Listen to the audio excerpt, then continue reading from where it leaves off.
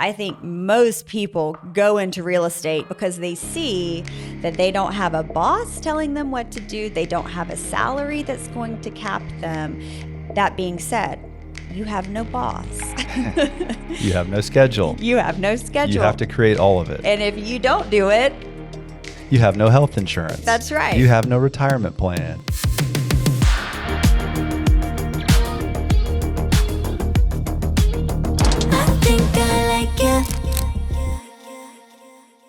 All right. Well, welcome back, Jennie, to the Hamilton's Unlocked. And today on this episode, we're going to talk about one of the questions we get asked all the time. Actually, our kids just asked us recently, or Kate did, is what do you love most about your job and what do you hate?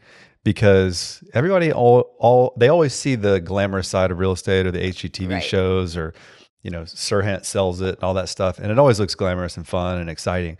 But there are, and that's true, there is that part of this business that's fun and exciting, but there's also things that are, things that if we could never do them again, we wouldn't do them, or we wouldn't want to do them. Yeah, well, there's trade-offs with everything. And I think Kate asked the question, she said, Mommy, is your job fun? She asked if we liked it, and then, is your job fun? And I'm like, yeah, it is fun, which is, I think, part of the reason that we like to do it.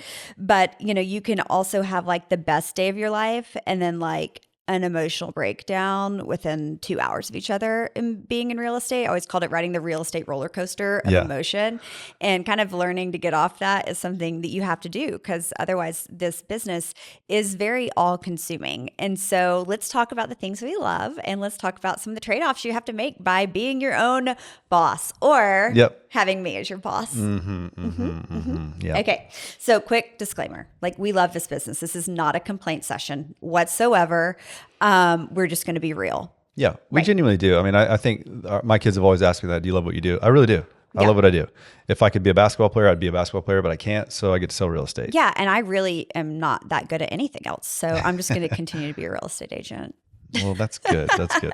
All right. So the things that we love the most, and when we were talking through this episode, I think the answer we both had, it's honestly, it sounds cheesy, but it's the people. Yeah, it is. I think when we think of over the years that we've sold real estate, it's never about the houses. No. I actually don't even remember most of the homes that we sell. That doesn't surprise me whatsoever. Yeah. But I remember the people. Yeah. And those are the relationships that we build, and then we get to know people. And I always find it fascinating what other people do to make money.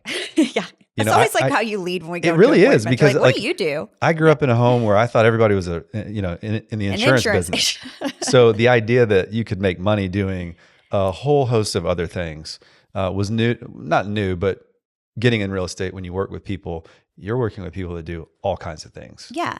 I think, you're always interested in that side of things. I always just, it was important for me. I remember when I got into real estate before that, I had a job where it was kind of like, if I just like got hit by a bus or fell off the face of the earth, it would be like, well, we will trade in for another you know? You're plug and play. Yeah, exactly. And I felt like I didn't want to be that. But the thing for me is imagining, like, people remember important people in their lives, right? Their kid's kindergarten teacher or whatever, because you're there for big moments. And I really had a desire to be that for people and to help people. And so whether it's helping somebody buy their first home, or after their parents have passed, or maybe they're in a tough situation and a divorce, or maybe they've outgrown their home and they're deciding, to leave the home they brought their children home to, and they're going to upgrade. Like, those moments for me, and being there for people during those moments means so much to me. It can be a driver beyond the money. And if I didn't have to work for any money, I would still want to find a way to be there for people like that in that capacity. That's how important I see this role. So for me, it's totally about connecting with the people and helping them. I think you and I are similar in that respect. Obviously, we didn't get into this business just to help people. We wanted to make money and have some sort of unlimited opportunity to make money. That's right. Also, on the opposite of that, you don't make any money unless you sell something. Yeah. And you start off every January with zero, and you put a lot of effort and time, and so it doesn't translate until you make a sale. Right. That being said, it is something that I think both of us love, being able to help people and walk people through a process, because we become more than just helping them buy a home. A lot of times we become counselors to people. People that are, as you mentioned, lost a loved one. Maybe their parent died. Maybe they just got a divorce. Yeah. and or a whole list of different things that are happening where we're able to come alongside of them and really provide a value to them. Yep. So love that part. The other thing that we both really like about this job is no day is the same.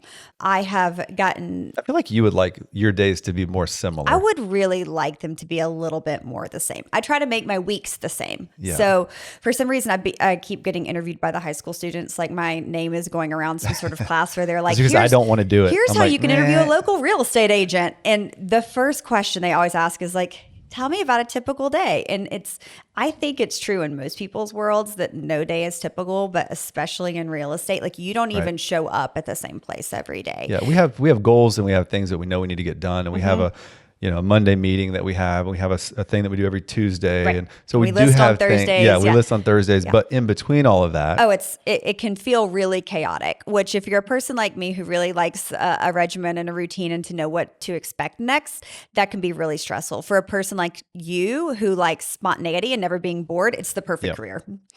Yeah. So no day being the same is a huge plus.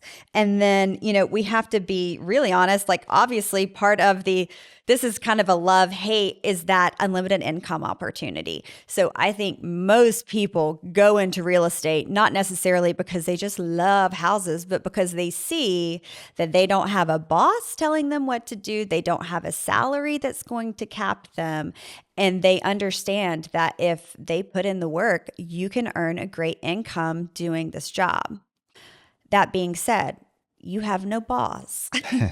you have no schedule. You have no schedule. You have to create all of it. And if you don't do it, you have no health insurance. That's right. You have no retirement plan. That's right. You got it. I think personality-wise, being a real estate agent is not for everybody. No. It certainly isn't. A lot of people are, I think of my dad growing up. He led a company and worked as in a W-2 job and had a place to go every day and did a fantastic job in leadership doing that. And for him to do something that didn't have, a regular daily schedule and routine and provided the level of 401k income, and a pension and all and all those things. That would have made him feel probably very unstable. Whereas for me, I'm very opposite. If I had that, I would feel, you would go crazy. I would feel very crazy. Like I would feel locked in and trapped. Yeah. I like having the ability to make whatever I could make and also make nothing. Right. So you have, it's so funny because it's like you have all the responsibility or no responsibility. Like if you're not responsible, like you're going to see the output is what you're going to get, which isn't much. And what's amazing about real estate is that there is no ceiling, but there is also no floor. Right. And if you do not perform every day, and if you are the type of person who needs someone to tell you to show up every day, then you're going to have a real problem in this business because, and that's why most people don't make it, because there isn't that built-in accountability, which again can be great unless you really need it. So I think that it being 100% commission is wonderful and also terrifying. Yep. One of the other things that I know I love, and I don't know that I think you do a great job at it. Negotiating. I mean, I love to negotiate. Yeah. I do. And I think my parents would tell you I've been negotiating since I was a kid and would be relentless to get the things that I wanted to get. You don't take no for an answer. I won't take no for an answer. So I do like that about this scratches that itch for me in the real estate business where I can, I'm negotiating all the time. Absolutely. And I can go in and make houses pretty. That's right. Which makes me really And you do. happy. And you do a great job at it. Makes me happy. Okay. So some of the things that maybe aren't so good, you can just like kiss your vacations and your dinners and whatever else goodbye.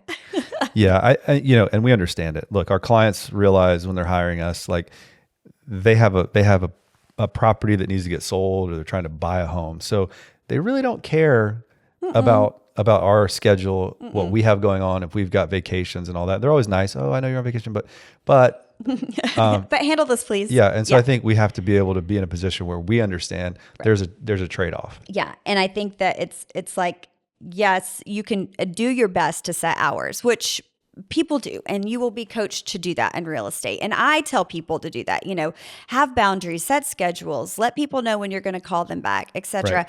But oftentimes deals don't care. And if you're only closing 2 or 3 deals a year, you're not going to have the level of interruptions that agents who close many more than that are going to have. And that's just a total trade-off in our world. I Yeah. think that where we balance this, and I think that we're going into this in the next point though, is because there's two of us, it makes that a little bit easier. So you can tag in and tag out versus always being the person who, like for instance, when we had my 40th birthday recently, I said, Scott, the one thing I don't want to deal with a single work thing all day on my birthday. If anything comes up, you handle it. Yeah, and I was able to do that. And you were, but not everybody has that luxury. And so the thing is, real estate it runs on other people's timelines, Yeah. not yours. And you can do your best, but that is a huge trade-off. That's part of this job. Yeah, if you want to leave a job at the door and go home, don't get into real estate. That's 'cause right. You just can't. Yeah. And on that note, one other thing that is tough is your family is usually annoyed with you.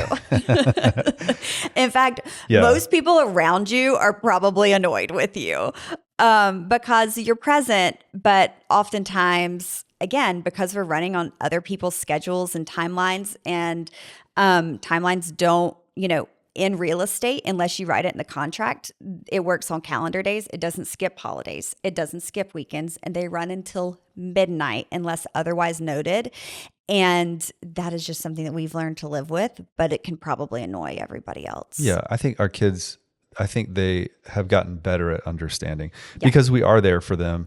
And, at times where other parents other parents can't be. And we show up for, most all of their things that they do. That's right. But we may have to take a phone call. We might have to step away, or, hey, it may interrupt doing something else. Or be at a movie and it's like, I got to step out of this and take this call. Right. I'll be right back. That can get annoying. It can be. Yeah. Because they have to live with this job too.